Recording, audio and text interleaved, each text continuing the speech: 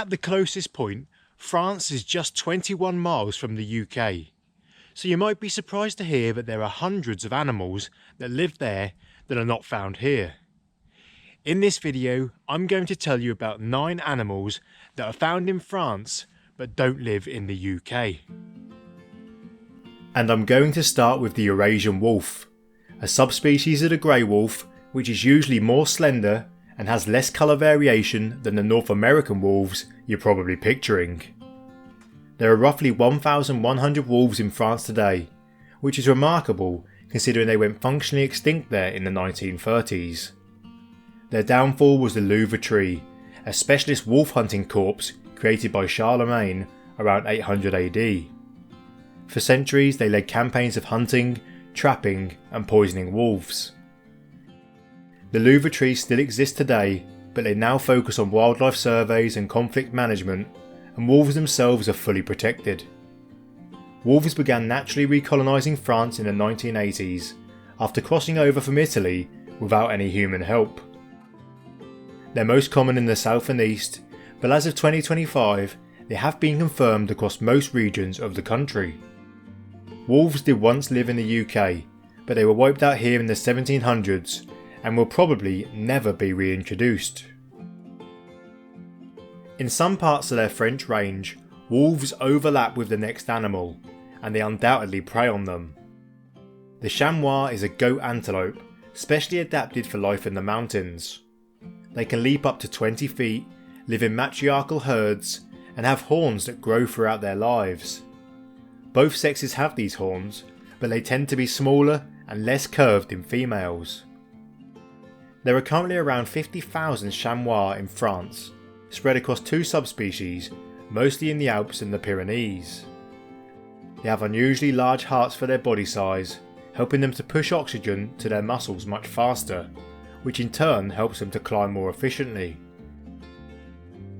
Chamois have never been recorded in the wild in the UK, unlike the next animal, which might surprise you, the greater flamingo. I've always thought of flamingos as exotic, far-flung birds from Africa or Asia, but no, there is a population of them in France. They're primarily found in the Kumar National Park in the southern coastal wetlands.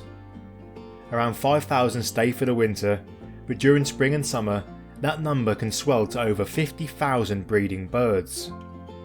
Their pink coloration comes from the aquatic creatures that they feed upon, and whilst researching for this video I found out that a group of flamingos is called a flamboyance. How's that for a bonus fact? Interestingly, a lot of their French population relies on a man-made saltworks. When water flow is disrupted, as happened during a strike in 2007 and back in the 1960s, their breeding success can drop dramatically. Greater flamingos have turned up in the UK before, but every case that I could find involved escapees from collections, which has also happened with the next species. Fire salamanders are found throughout most of France, and at up to 28 cm long they are instantly recognisable. They are mostly black, with striking yellow or sometimes orange dots and lines. They usually live in deciduous woodlands, and whilst they hibernate in colder regions, they may remain active year-round in milder parts of France. Like many amphibians, they migrate to water to breed, but there is a twist. Their eggs develop inside the female, and she gives birth to live aquatic larvae. Fire salamanders can secrete a toxin that can irritate or burn sensitive skin, so they're best to be admired from a distance. A couple have been found in the wild in the UK, but these were almost certainly escaped or released pets. And there have been a couple of records of the next animal here too, the Eurasian lynx. France's relationship with the Eurasian lynx is complicated. They were widespread around 500 years ago, but went extinct there in the early 1900s, thanks to habitat loss, hunting, and the decline in prey species. Their comeback began in the 1970s, when lynx, reintroduced into neighbouring Switzerland, spread into France, recolonising the Alps and the Jura Mountains. Since the 1980s, France has also directly released lynx into the Vosges Mountains. Today, There's an estimated 120 to 150 of them across the whole country. But there is a problem: very low genetic diversity. Researchers warn that without new genetic input, France's lynx population could disappear again within 30 years. Depending on when you watch this, lynx might actually be back in the UK. There's strong momentum for a legal reintroduction, and after an illegal release attempt earlier this year, there may already be a few animals quietly roaming around. Lynx generally avoid people, but they'll sometimes take livestock, especially sheep and lambs, and that's a problem that will need solving if they're ever to be successfully reintroduced here. An animal that lives in France but has never been in the wild in the UK is the Alpine ibex. There are between 6,000 and 8,000 Alpine ibex in France today, mostly living high in the French Alps at over 2,000 metres elevation. They are superb climbers, able to effortlessly ascend almost vertical rock faces. In the past, ibex almost went extinct. By 1963, only around 50 individuals remained in France. To save them, the country established its first national park, the Vanoise National Park, and the population has gradually grown ever since.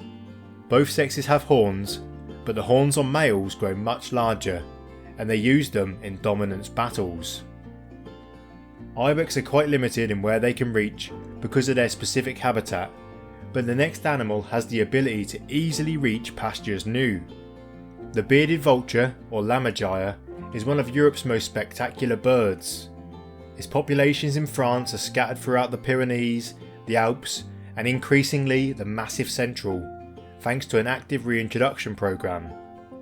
There are about 275 breeding pairs, and that number is still rising. Bearded vultures specialise in eating bones. They'll even carry larger bones into the air and drop them onto rocks to break them into smaller pieces. They have an immense wingspan of up to 2.9 metres, and they can weigh more than 6 kilos. Only 2 bearded vultures have ever been confirmed in the UK, including one youngster that flew over from France in 2020. And the next animal hasn't been seen in the wild in the UK for a very long time, even though they were once widespread. Brown bears in France used to live in both the Alps and the Pyrenees, but the Alpine population died out in 1937, and the Pyrenean bears nearly followed suit.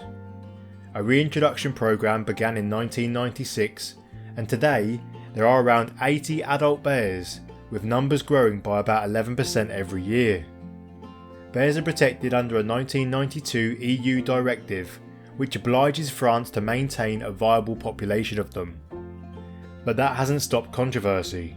There have been several conflicts with people in recent years, including an 81-year-old hunter who was injured by a female bear defending her cubs in 2021, and a jogger who was killed by a bear in Italy in 2023. Bears went extinct in Britain roughly 1,500 years ago, and there are no current plans to bring them back. Finally, we have the Alpine marmot. These large social rodents inhabit the Alps, the Pyrenees, and parts of Massif Central. They mainly eat plants and seeds, though they'll also take worms and other invertebrates. I've only ever seen them on the screen, but they are larger than I thought, growing to up to 50 centimetres long and to more than 7 kilos in weight. It's tricky to count Alpine marmots because they live in such inaccessible places, so estimates range from anywhere from 100,000 to 1 million individuals in France. There's no evidence that they've ever lived naturally in the UK, and we don't really have a suitable habitat for them. And that's all 9 of them. If you think I pronounced some of the words really badly in this video, you should have been there the time that I took my wife to the cinema and asked for 2 tickets to Les Miserables. If you enjoyed this video, check out this one on screen for more wildlife. Thanks for watching, and I'll see you next time.